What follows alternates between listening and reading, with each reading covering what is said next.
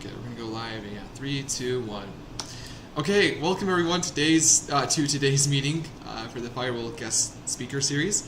I'm really honored to have Aaron Abbott on today. Aaron has a huge heart. He's been super busy with several things going on in his life, but as some of you may know, like Matthew, that Aaron has been working tirelessly to help some of you guys get computers. So the first shipment was sent, like I believe, just about a month ago or something. Anyway, but hopefully it'll be coming soon. Anyways, there's a lot more good things to come. So from what I understand about Aaron, if you could maybe explain yourself after this, but it sounds like you're an entrepreneur. You have a lot of great things going for you, and that you've seen in Africa. And so yeah, would you mind just going ahead and introducing yourself to the group? Micah, thank you so much. I appreciate this opportunity. Pleasure to meet you and everybody that's joining us. Thank you for this opportunity again. Yeah, for me, I have been involved in entrepreneurship since I was little. I did lawn mowing jobs, shoveled walks, took care of people's lawns, took out people's garbage for money, all that kind of stuff. It started early, and I've always had great ideas, always presented stuff to big companies, even when I was just a little guy, and always enjoyed just coming up with ideas. It was just kind of a natural thing, and just trying to make things better for people. That was the big thing. Just saw a need and tried to fill it. And yeah, like you said, most recently, the kind of the goals to help people, and had an impression, an opportunity to the blessing to help Matthew send some computers over. It took quite a while, but timing. You get it done when you can. That's great. I've had the opportunity also to be part of a director for an entrepreneurial organization called Keiretsu Forum. It's the world's largest venture capitalist organization, and I've helped different companies there raise funds and go through the due diligence process. And so that's also been fun. It's just a great way to meet a lot of great people. That's awesome. That's great. Yeah, that's great. So can you tell us more about, I guess, like your career? You said you work. Sorry, is it called the Keiretsu Fund? Keiretsu Forum. Forum. Okay, gotcha. I should probably know what they are, but it was super cool. No worries. So yeah, could you tell us a little bit more about your journey up to that point? Was it pretty simple, or? Actually, it's kind of all over the place. I've done lots of different work, lots of different jobs. Anywhere from computer tech, to delivering papers. Just tried a lot of different things, see where to fit and how I could help people. My background is biology, pre-medicine, biochemistry, and also my master's degree is in geographic information systems. So one of the best ways to do entrepreneurship and business is just to try a lot of different things, just explore. That's awesome. I love that. And I love that from an early start you said that you were just like,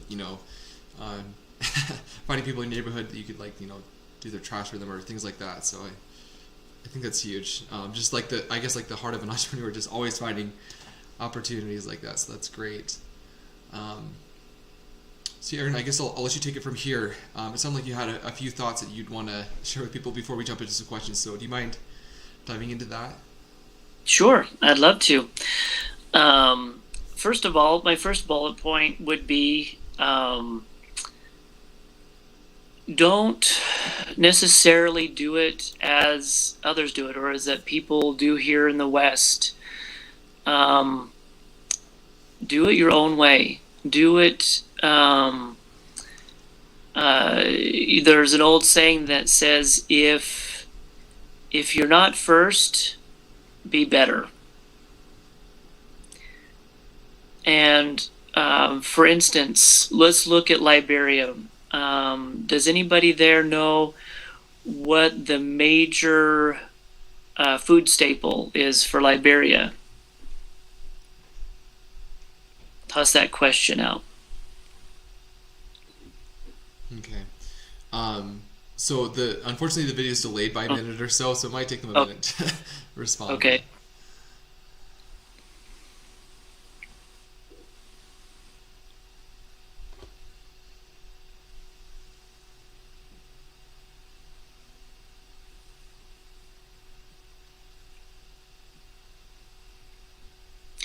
So what's the major food item that's at every meal in Liberia?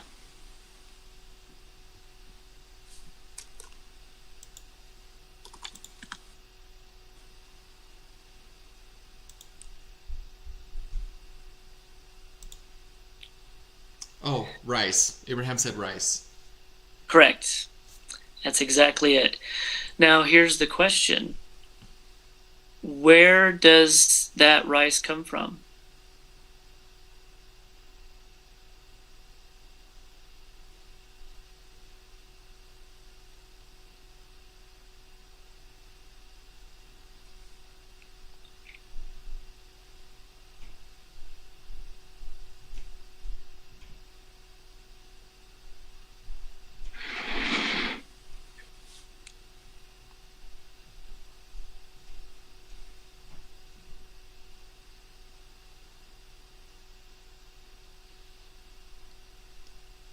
Okay, still waiting for an answer. Abraham, do you know Yeah, that one too?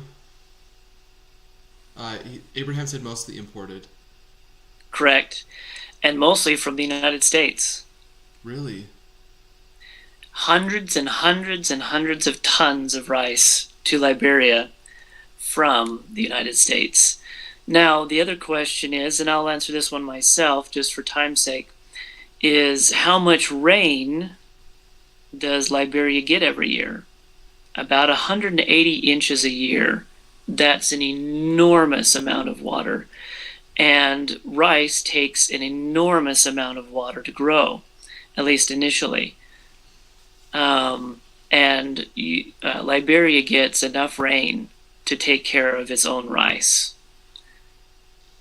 Now, Japan has perfected rice growing and the instruments and whatnot to do it. But one of the things that they have developed to keep things really simple, and I've researched this as well, is that they don't use any pesticide. They don't use, to keep care of the insects. And the way that you grow rice, you have to grow it in deep. You have to grow it in water initially. And so to keep the water aerated, which you have to do, you have to keep the water, a lot of oxygen in the water, and keep the bugs off. So what the farmers do in Japan is they raise ducks in their fields. The ducks, in their motion, keep the water aerated, and they eat all the bugs. Hmm. So that's one thing. And then they have special machines to harvest.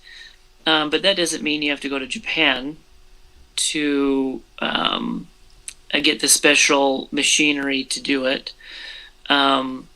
Why not build simple machines in Liberia, have Liberia grow their own rice, which they have plenty of water and plenty of land to do. And you also have the type of ducks there to the exact same thing that the Japanese do. So just one thought, what is the need? What can be done right there in Liberia with the resources available? There's tons of people that could work in the fields, that you could hire tons of people. And you don't have to do it the way the Japanese do it or the way the US do it. There's plenty to do right there. What are the needs? What is most often used right there in Liberia? Everything is available. Yeah, can I add a quick thought to that real Yeah. quick? Or maybe not, it's not a thought, Yeah. but for those of you who may have seen Jerry's comment in the Slack channel, I'm actually going out there in April and with a few other people, And what we're hoping to do is actually help some of you guys to start your own like farming businesses. So if what Aaron just said resonated with some of you, just about how simple it would be to like start up like a like a rice farm, or like export that, or just even keep it in Ghana or Liberia, please just let me know. But Aaron, just what sorry, just to say what you echo too. A lot of business it's not about like reinventing the wheel. It's just finding something that's already making money and then just making it better. Or as I've heard it too, you can also just be in business as long as you're doing better than the guy who's like at the bottom of the totem pole. So I just say that because starting off, it may be it may just be in your mind that you have to be like the best at what you're doing, but the truth is, as long as you're just doing better than the worst guy in your industry, then you can still make a business out of that. But you should always be trying to improve. But I just say that because sometimes it can just start off super simple. And if you don't have to be first, you can be local. Yeah. Just be local and sell it for less. As long as you make a profit margin that, you can feed your own family and feed other people's families. You're the people that are working for you. So if you can just be local and put that really amazing personal touch into it, customer service, they'll come to you. Yeah, I love that. Now, for instance, there was a young child, I think about 12 years old, in Africa that was they were they're ranchers. They have their own livestock, but the lions kept eating their livestock, and so they would corral them. They would bring them together at night to try to protect them, but all the old ways weren't working very well, and all of the modern ways were too expensive, and also just too much. Not just money, but it was just a lot of work to be able to put it all together. But this child, this boy, just observation, just was watching, found that at night, for some reason he happened to notice, and I think it was purely inspiration, that the lions don't like flashing lights, interestingly enough. And so what he did is they set up their normal fence that they do, but he found out how to do it on his own. He set up lights all the way around where they gathered the animals, and he figured out a way to make them flash. And so now the lions have never bothered them. That's an entrepreneur. Did he get money off it? Did he whatever? Not necessarily. Of course, they get money off their livestock, and that's how they live. But he just came up with something that just made life better for everybody. That's entrepreneurship. There are men in Africa. They even have their own YouTube channel, which they are now getting money for that. But they didn't start it with that intent. They just started it because it was just something fun that they enjoyed, doing. That they create buildings, marvelous, intricate, amazing buildings in Africa out of tree branches and mud. We're talking houses with water slides in them. Just amazing homes, 2-3-story homes just built out of mud and sticks, and they're amazing. And they just build them with their own hands. They gather the mud, shape them with their hands. They don't use any tools at all. Really? They're amazing. Do you happen to know what this YouTube channel is called? I'll find it for you, and we can send it. But amazing. These guys, they have just fun doing it. So there's no, you don't have to do it like anybody else does it. You can do it your own way. Or unless you find somebody that has it and you're like, you know what, I can do that better. You can do that too. And then there's a lady, also in Africa. I don't know if you've heard of Kiva or microloans, stuff like that. But this lady went and got a microloan for 50 cents. That was her startup cost for her business. 50 cents US dollars, 50 cents. And what she did is she went and bought a little bag of toys. And then she handed those little toys out to all the children in her village and said, I will give you one of these toys if you will get the hair from your mother's brushes. And so what she did with that hair is she made wigs for people in the hospital, and they paid for those wigs. She bought more toys, got more hair, and then she went on to do other things in her little village. She employs almost everybody in her village, including her husband, that said that she couldn't do anything. So absolutely amazing. And everybody in that village, the village has changed. The village now has infrastructure such as plumbing, electricity, all that kind of stuff, because of one person buying a small bag of toys for 50 cents. That's incredible. Yeah, there's another lady in the jungle there in Africa who takes juice boxes. She got a small loan. I think it was $5 to get an old sewing machine. She takes old juice boxes, cleans them, and then sews them into handbags for women. And they're really nice. They're amazing. And they're made out of juice boxes. She now employs several women to sew for her, several sewing machines, advanced, new, modern sewing machines. And she hires lots of people, and these things sell all over the world. Juice boxes, sewing them together. Just curious, does she still make those bags from juice boxes, or is she upgraded? I think she's upgraded. I haven't checked up on her recently, but it's pretty amazing. Yeah.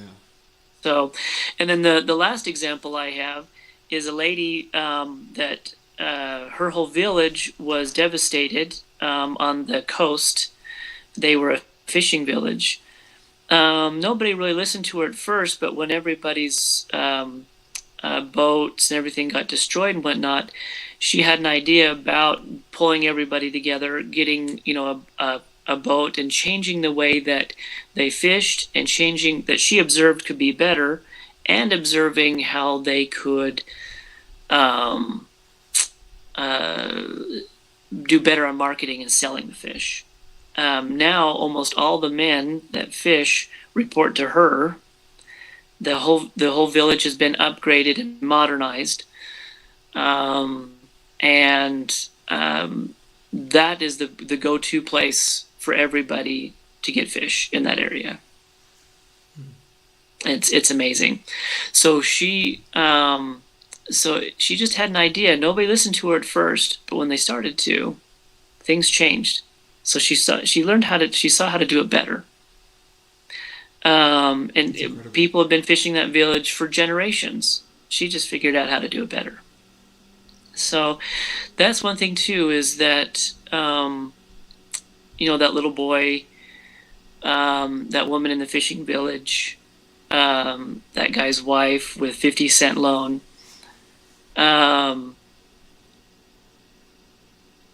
Just know that a great idea and good advice can come from anywhere.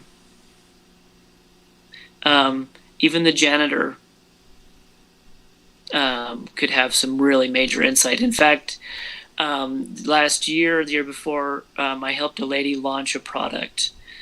And one of our great resources, in a very technical sense, was a janitor who actually had some magnificent ideas very technically. And we relied on him for a couple of things that were very important. Not only just in who to contact, but also from a biological standpoint. He understood some of the biology and chemistry behind it, very, very advanced. And he was a janitor. So just know that these things can come from anywhere. Now, going on to my next point real quick. is that when you start a business, you have to have some sort of foundation in your thinking and in your acting and the way that you approach new opportunities. You have to have a foundation. One of the things that you'll learn is that if you just go around running just to and fro, just going everywhere, kind of as we say in the States, running around like a chicken with your head cut off, yeah, you're not going to get anywhere, and you're just going to have a whole bunch of projects that you never finish. I'm not saying that you shouldn't try new things and be experimenting and and getting into things, but lots of people will see an opportunity come by and they're always jumping at the new opportunity but never finishing the ones that they're in. So one of the major things that you will see here in the States, but in anyone that's successful, I don't care if you're in Russia or India or whatnot, is that they will have what we call in the States go or no-go criteria. So are you going to go after it or are you not going to go after it? And what I would suggest is picking at most 5 very simple criteria, very simple principles that will guide you into new opportunities. For instance, do you have enough manpower to do this? Do we have enough money? Do we have enough time? Is this something that fits our company philosophy? Is this something that that we can perfect in 2 months, 3 months, or whatever? Just pick out some criteria that and always stick to it. I mean, if you have to modify it a little bit after time, that's fine. But once you have this criteria in place, always follow it. Because you will find that companies that kind of go all over the place, especially early, and that get out of their no-go criteria, will often meet, ultimately they could meet being shut down and just collapsing. You always see, for instance, Apple computers, we'll go to them. They always stick within their frame of what they're doing. And they don't venture outside of that. The company there's a restaurant here in the United States. What's the Italian? I can't think of it now. The big Italian one. It's not Olive Garden, is it? Yeah, Olive Garden. The people that owned Olive Garden also had a ton of products. They did washing machines, and they had these companies that did electronics and a whole bunch of other. And they weren't doing well at any of them. They were making some money, but they were struggling. And so the owners finally said, we are going to be restaurateurs. We know how to really do good restaurant, how to run a restaurant. We really know how to do this. This other stuff, it was nice to venture into, etc., but we're just going to sell it off. And we're just going to focus, and we're going to know, and we know if it's within the restaurant framework, we'll go with it. But the other stuff they sold off because they just weren't doing very well at it. Same with Warren Buffett, the greatest. He is recognized as the greatest investor in the entire world. He once went into an investment that he didn't understand. And they thought, well, we can venture into it, we'll try it. And our business has some risk, and, you do want to try some things. That's true. But they went into something that had a complexity. They just didn't understand it, but they decided to go into it. But they lost $300 million. That's a lot. $300 million. And they just said, we're not, that's I mean, a third of $1 billion. They they said it was a hard lesson to learn. They decided that we'll just go with what we understand. And I'm not saying that you should only go, um, that you shouldn't learn new things and try new things. That's you should, but make sure that you do your homework first, and that you. And I'm not saying that Warren Buffett didn't, but that's a real hard lesson to learn to keep within your go no go criteria. It's also called the hedgehog principle, because the hedgehog only has one strategy, and it works. And he rolls up into a little ball and uses his spikes, and everything leaves him alone. And what does he do when anything comes along? He rolls up into a ball. That's it. He has one strategy. Mm-hmm. So, no one strategy works. Right. It works. So find what works and just stick with it. And sometimes your company may have to make what we call a pivot, but that's only after something really serious. And if it's just not working. Yeah. So now that goes on to my next point, is that don't go after this. This is going to sound kind of bad, but don't go after the big money. There's going to be something that's going to come along and plop in you, and you're like, oh yes, this is huge, let's go after this. And just be careful of that opportunity that may be too good to be true. That everybody's, okay, this is going to be big, we're going to go into this. Be careful about that, because there's a lot of people that will come at you like, oh, so there's going to be a big opportunity in this. So just be careful. One thing I've found over and over again is that if it seems too good to be true, it probably is. And I found that early on with business.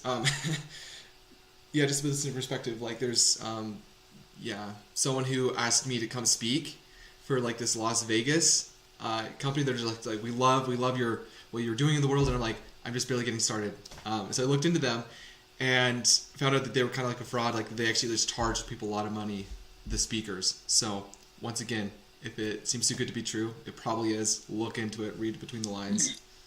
Yeah, because here in the United States, there's this big thing with silver and gold and whatnot. To buy up silver and gold, it's this really big thing. Go after this this gold and whatnot. It's going to be the next big thing. And as you look at it, closely and whatnot, it really is a scam for all the people that are selling. Yeah. And the people are selling or get the money. The people that are buying up this whole new amazing thing, this new way to go with investment. I hate to say it, but gold and silver fluctuate so much, and they always do. And there's no way to really predict that. It just really is just a bad investment. I agree. I actually learned that early on. Just when I had gone out of high school and I just barely had any money, like I lost like $2,000 with investing in silver. So yeah, it's it's a hard lesson, but I totally agree with that. Aaron, I don't want to get you too sidetracked. I don't know if you had more to say, but are you good if we answer a few questions? Sure, let's do it. Okay, awesome. So, actually, this isn't a question, but I just want to echo this. What Matthew said. He said, I have been knowing Aaron for more than 4 years. He is a great man. So. Oh, that's awful kind of you. Yeah, Matthew puts us all to shame. He's an amazing man. He's if we could be entrepreneurs like Matthew is, and with his tenacity, the problems of this world would be solved. Oh yeah, Matthew, I totally agree with what Aaron just said. I really strive to be like you and just have such a big heart as everything you're doing for the people there in Ghana. Yeah, Matthew has that ability to think differently. I totally agree. Totally agree. He's an amazing man. Thank you, Matthew. So we just had a question coming from Paul. Or sorry, did you have something you want to say? I just had one or two more points, but let's answer the question. Okay, cool. So Paul asked, can you start a business in Africa and have international clients. Now, just to give some background, Paul is really ambitious, young entrepreneur who also wants to get into the music industry. So, what would you offer to him and other people about getting international clients? Now, Paul, you see, in music, is that right? Yeah, yep. Well, Okay. maybe I think he has other things he wants to do, like with social media, whether it's like social media clients, but Okay. Paul, the simplest question to that is absolutely. Absolutely. And I'll cite two things for that. One is Matthew. Everything that Matthew has done has been internationally.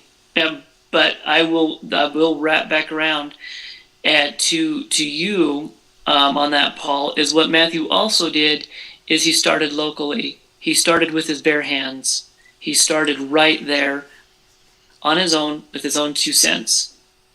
And then he reached out after he showed that he had a foundation. And once you show people internationally that you have a foundation, definitely, most definitely, and we see that through Matthew.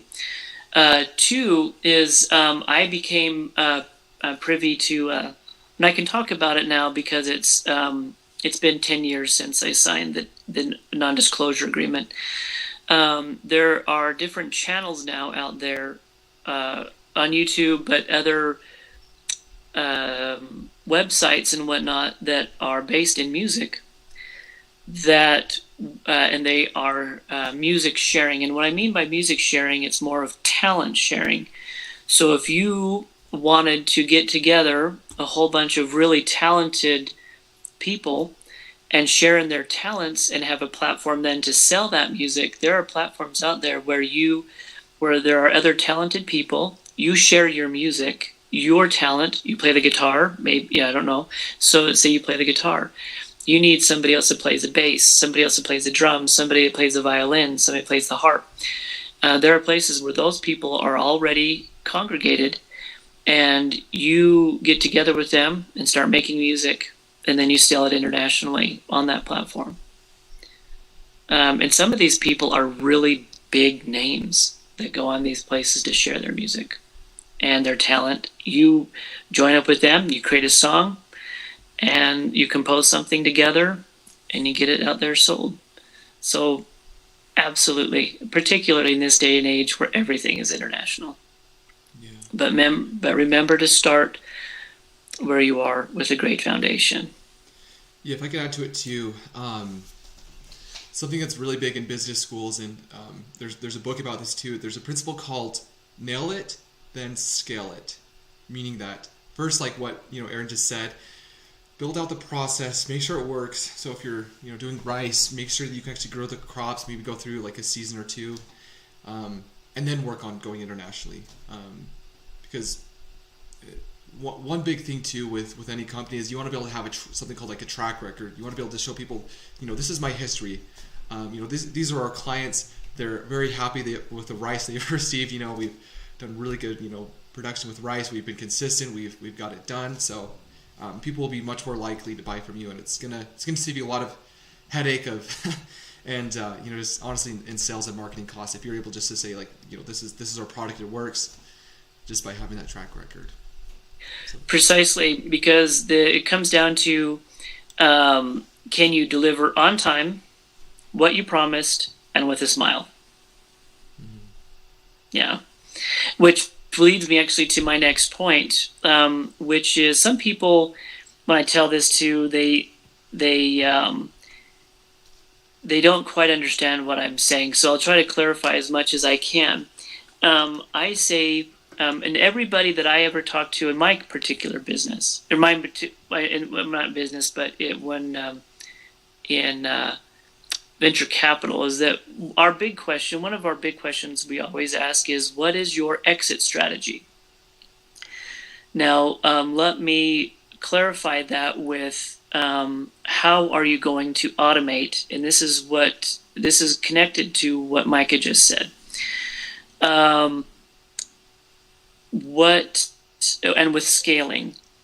Now, when we say exit strategy, we want to know how you're going to sell off the company.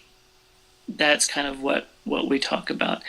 But in order to do that, you have to show that the company. So let me back up. If you sell a car, people want to know that it's running and it's running well, and that its history shows that it's been taken care of. So if you sell a car, it's also like selling the company. Is the company running, and is it running well? And how much attention do I have to give to the company? So if you can make the company run without your presence, that's what you want to get to. So in other words, you could exit, meaning you could hire somebody else to take your place, but you still own it. And then you could go to the beach and take a month off. You could take a month off. You could take 6 months off. You could take a year off. You could never see the company again, and it would run without your having to be there. And that comes through the principle of automation. How automated is every process of your company? And that comes down to a policy. Is there a policy for that particular task? I'm talking clear down to clear down to how you wash the windows. Who's going to do it? When is it going to be done? And what does the finished good job look like? And so all you have to do then is hire a good manager to make sure it gets done. Make sure the policies are being put in place. And then you leave. That's all it is. So if you're going to do rice, how are you going to automate that process? When do the people show up in the morning? What if they don't? What is a good placement of rice? What's the distance between each rice stalk that you plant? How much water? How's the water getting there? How much is used? What's the quality of the water? All this kind of stuff. A policy for all of it. Might sound like a lot of work up front, and it is. But that's the point. You put the work in up front, and then it just runs by itself, and you can leave it alone. Mm-hmm. That way, not only is it attractive for people to buy, because they'll buy it and they don't have to do anything. They just get a check. But also, it means the principle that I love is that old one that we have in the United States about the farmhand, the man who works, the hired hand. We call it a hired hand. Somebody that's hired at a farm to help out. And the man says, there's a big storm that comes through the valley, and the farm, everything is at risk. When the huge rainstorm comes through, there's a lot that needs to be taken care of at a farm to protect your crops, to protect and make sure everything's in the barn, make sure that all the hay is covered, because you don't want the hay to get wet or it rots. If it's in a haystack, a lot of different things. The horses, everything has to be taken care of. When the farmhand was being in his interview with the farmer, the farmhand answered only said one thing. He said, "I sleep at night." And what that meant is that there was a big storm coming. The farmer ran out, went over to the hired hand who was in the barn asleep. He looked at him and was like, "Oh my goodness, the hired hand's asleep. We need to be out getting stuff taken care of. We need to get it done." So the farmer ran out to the haystack. It was covered. He ran into the barn. The horses, the cows, everything was taken care of. Everything was in its place, covered and ready for a storm. And the next day, the guy said, "Gall," the farmer said to the farmhand, "Wow, that was, it was amazing. We didn't have to do anything. The storm came in and everything was done." And all that the farmhand said was, "I told you I sleep at night." Mm-hmm. So that's the thing is, if you want to sleep at night, have everything automated, and be prepared. Be prepared for the storm. Like I said, if everybody should show up at a certain time in the morning to work. What if they're not there? How are you going to handle that? And how are you going to handle and deal with the people that didn't show up? How do you handle that? So going along with that, I think the biggest thing about what you just mentioned there is one, learning from your mistakes or learning from other people's mistakes, and then secondly, just building as you go. Now, the nice thing is that we have this thing called Google, where literally, if you just spend a little time just researching, you can find out how to avoid mistakes. Like we had mentioned, like Warren, or you'd mentioned Warren Buffett at the beginning, Aaron. You can just read and find out what other people have done to what they've done to not make bad investments, or what to do with employees who don't show up for the rice fields, things like that. So I think that learning from other people's mistakes is so huge. And this is where I will end, and that's perfect segue, perfect into how I wanted to end. Is that what you don't know how to you don't have to know everything. You don't have to know how to do everything. You don't even necessarily have to know how to do every aspect of your business. What you do want to do, though, is surround yourself. I've heard this a million times. You want to surround yourself with people who are smarter than you. You want to hire people that are experts at it. You want to talk to people who are experts at it. And like you said with Google, you want to reach out to people who know more than you. They've been through it. And just surround yourself with, as they say, with people who are smarter than you. And if you don't know how to do banking, hire somebody or get to somebody that really, really is a professional in banking. And then you have a meeting with them and you have them teach you. And so that's the thing, is you don't have to know every aspect. Just get started. If I could go along with that too, sorry, do you mind if I cut in for a sec? Sure. At one of my previous jobs, I was mentored by a fellow entrepreneur, and one important lesson he had to teach me is because actually from the beginning I was trying to help him with this project and I wanted everything to be perfect. I was trying to automate. He's like, "No, Micah, just need to execute. You just need to just get it done first, and then worry about executing in the future." And there was something else too when I was helping out with sales. One thing he brought to my attention was that most entrepreneurs are dumb people, and I can say that too. Like, I'm an entrepreneur. There's a lot of things I do that are dumb, but the good thing about it is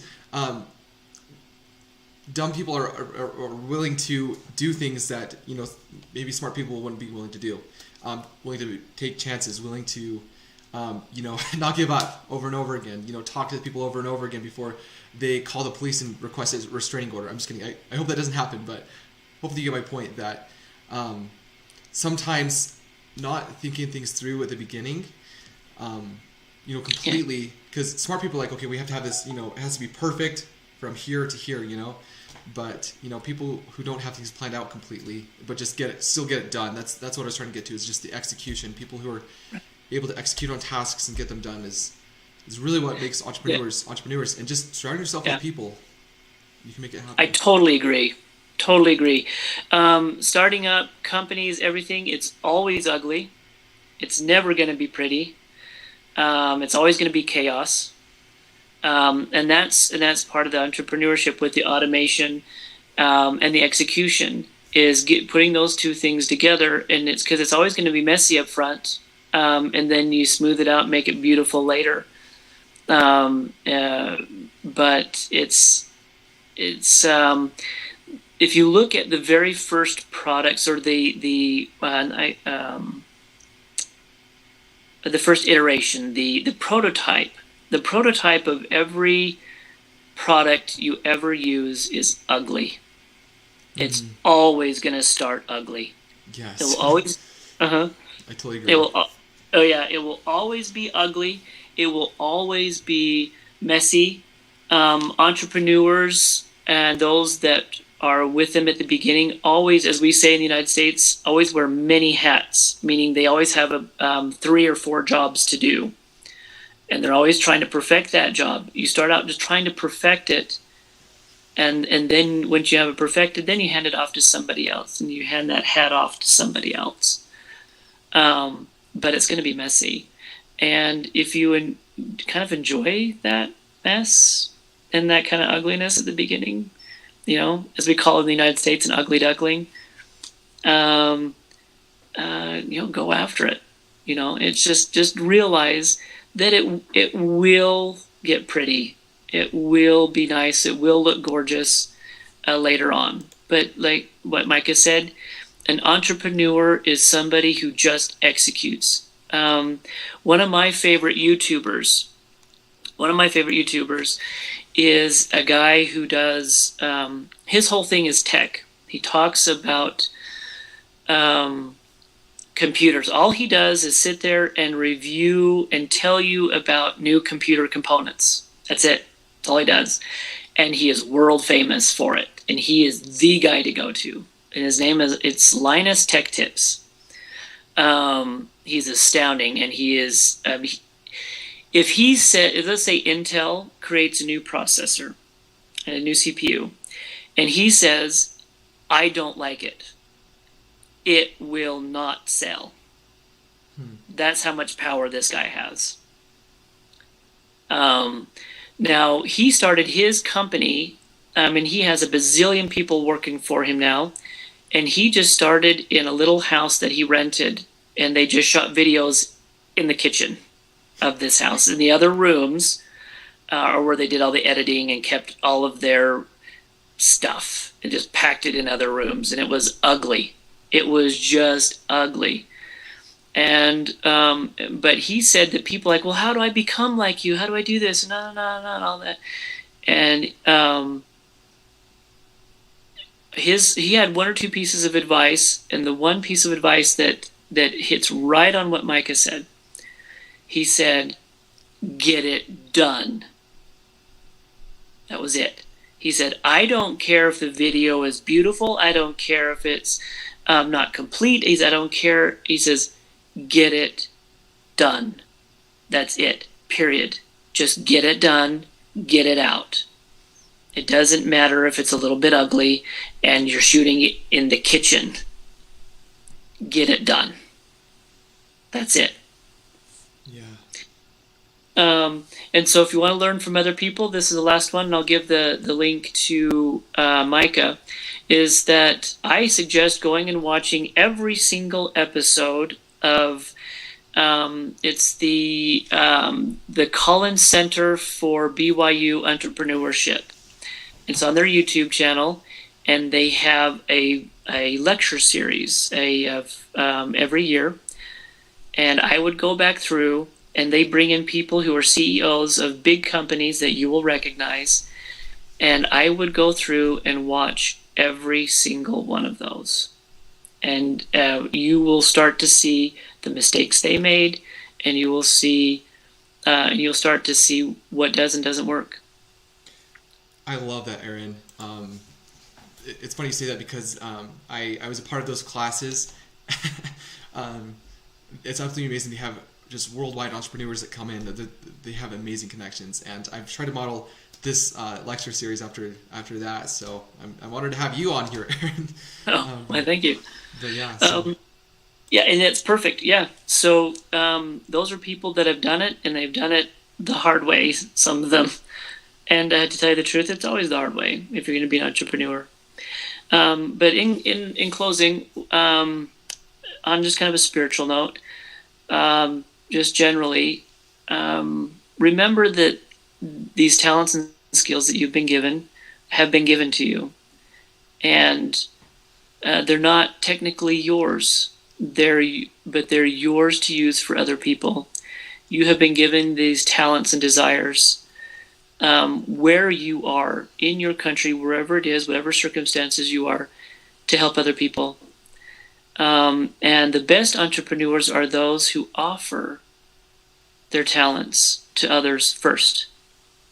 And then you'll see what comes to you, because you sit down with another entrepreneur, and yeah, sure, you'd want them to invest in you, or you need their help, but you offer to them, what can I do for you, and see what problems you can solve for them, and you'll see how a relationship develops.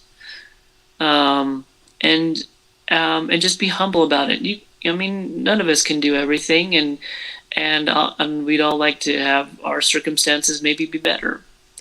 But Matthew started off by saying, what can I do for these people? We can't have kids running around in the camp. They need to be doing something. They need to have a bridge to the rest of their life. Hope. So that's the thing, is that you have been given gifts, and they're there for you to bless other people's lives. Thank you for that, Aaron. That's really inspirational. And if I could just echo those words from what Aaron just said. For those of you who I've talked to, we meet regularly. I wish I could be there right now in person, but I would just echo that to you. The fact that you're here right now, the fact that you took the time out of your day, the fact that you're still involved with the Firewall program, means that there's a spark inside of you that that you're going to change the world one day. And so, Aaron, thank you so much for that. Those very good words to everyone. Appreciate it. Awesome. And just to echo what Micah said, even if it's just one person.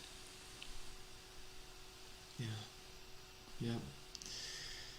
I think that's a good place to wrap things up. So, lastly, Paul did ask if you could forward the name of the tech guy, maybe his YouTube channel. So if you want to send that to me right after this call, I can send that in Slack for you, Paul. Great question. Perfect. Awesome. Great. Well, everyone, thank you for joining this call. Aaron, thank you so much for your time and for preparing this lesson. It's been a long time that just for everyone, this has been great. Aaron's a very busy person, and I've been looking forward to him speaking to you guys for a very long time. So thank you, Aaron.